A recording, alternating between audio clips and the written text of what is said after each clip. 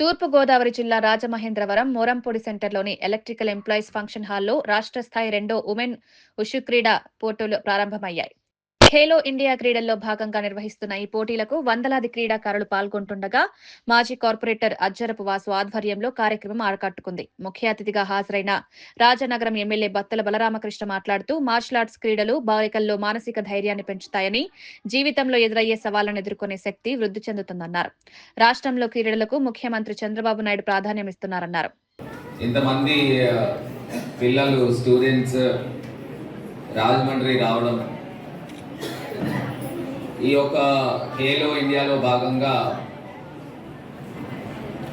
Women's ఊషు ఇప్పుడే ఈ ఊషు అనేది యాక్చువల్గా ఆరిజిన్ ఏంటనంటే మన లాంగ్వేజెస్లో సంస్కృతము ఏ రకంగా ఉందో, సంస్కృతం నుంచి మిగతా భాషలన్నీ ఏ రకంగా వచ్చినాయో, ఈ ఊషువే మదర్ ఆఫ్ ఆల్ స్పోర్ట్స్ అన్నట్టు వారు చెప్పడం జరిగింది. అంటే కరాటీ కానీ, కుంఫు కానీ, కిక్ బాక్సింగ్ కానీ, అంతేనా సార్, ఆల్ మార్షల్ ఆర్ట్స్ అన్నీ కూడా దీని నుంచే వచ్చాయని చెప్తున్నారు. కానీ ఇవాళ పిల్లల యొక్క పర్ఫార్మెన్స్ కూడా చూసాము.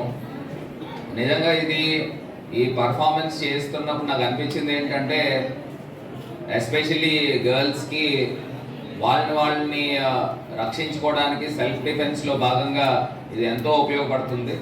మరి ఇదంతా కూడా తర్ఫీదు ఇచ్చే ఈ కోచెస్ కానీ, లేకపోతే దీన్ని ఎంకరేజ్ చేసే సెక్రటరీస్ కానీ, మిగతా అందరికీ కూడా ధన్యవాదాలు చెప్తున్నా. ఎందుకు చెప్తానంటే, ఇట్లాగా పిల్లల్ని ఇంకా నెంబర్ ఆఫ్ స్టూడెంట్స్ని ట్రైన్ చేయడం వలన వాళ్ళకి కాన్ఫిడెన్స్ వస్తుంది పిల్లలందరికీ కూడా.